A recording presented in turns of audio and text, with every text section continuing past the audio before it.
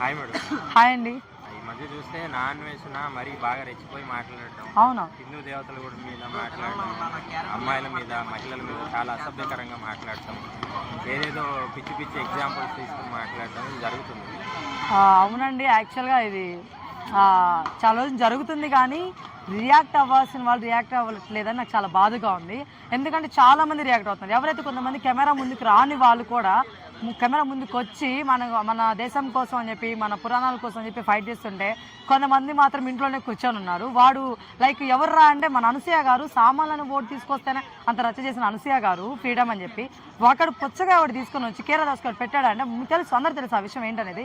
అలా తెలిసినప్పుడు ఆమె రియాక్ట్ అవ్వకపోవడం ఎంత వర్షంగా చెప్పండి. దీని మీద రియాక్ట్ అవ్వరు అనసూయ గారు, నాగబాబు గారు కోమాల నుంచి 4 రోజుల తర్వాత వచ్చి రియాక్ట్ అయ్యారు ఆ విషయం గురించి. మరి ఈ విషయం గురించి ఎందుకు రియాక్ట్ అవ్వలేదు? ఒక 10 days తర్వాత రియాక్ట్ అవుతారు. దీని గురించి అంత సప్పబడిపోయినాక రియాక్ట్ అవుతారు. ప్రకాష్ రాజ్ గారు మీరు ఎక్కడ ఉన్నారు? చిన్మయ్ గారు మీరు ఎక్కడ ఉన్నారు? చెప్పండి. వాడొక దరిద్రుడు బ్రో.